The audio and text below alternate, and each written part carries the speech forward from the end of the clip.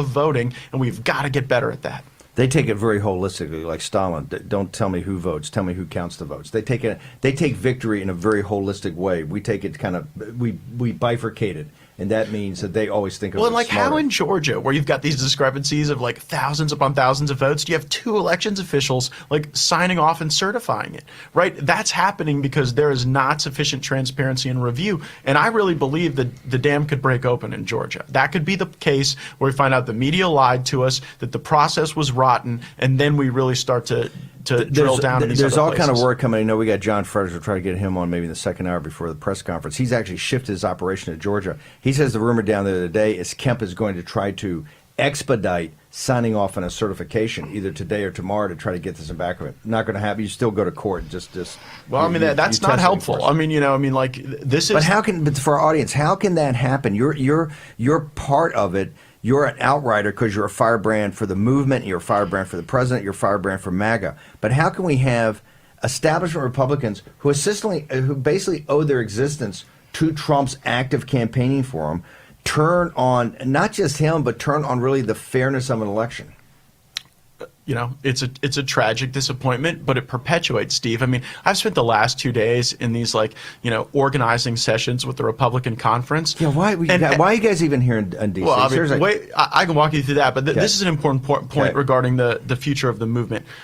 Everybody stands up in the leadership and pats themselves on the back because Republicans won seats, and everybody's like, we're beating the Democrats, we're clawing back to the majority, and no one gives Trump the credit. They all act as though like this was some movement driven by the establishment Republicans in Washington, and the reality is in a lot of these districts it was the enthusiasm for the president that drug Republicans over the finish line, and I'm certainly glad that happened. We want that to happen. Politics is a team sport, and that, by the way, is perhaps an important lesson for the governor of Georgia as well. Well, so let's go back to this. You think that in D.C. because the House was fantastic. I mean, it was a great job.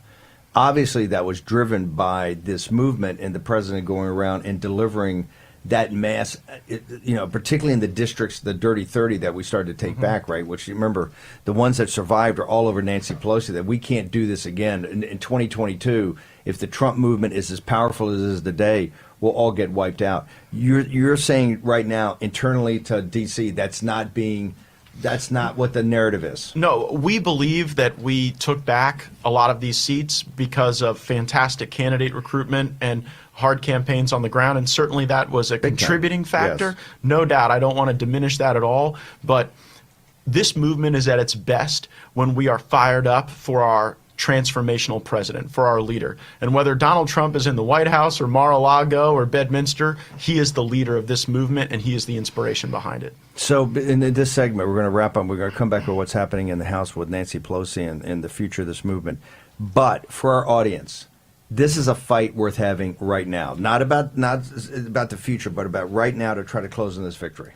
Absolutely. And I think if we can get the remedies of ballot exclusion anywhere, it will create a tremendous amount of positive momentum for us. But Jack's absolutely right. We need patriots to stand up and tell the truth about what they've seen and what they've done. In patriots, why are there not more people going to the sticks on Capitol Hill? You have Jim Jordan, you've got the guys that are closely aligned with this movement. But why is it just silence? It's pretty stunning. This is a tough town when you're a firebrand. This is not a town that seeks the firebrand. This is a town that seeks someone who will come and conform. And the benefits of conforming are great for the establishment. And for the fighters, we've just got to get out there and keep slinging it.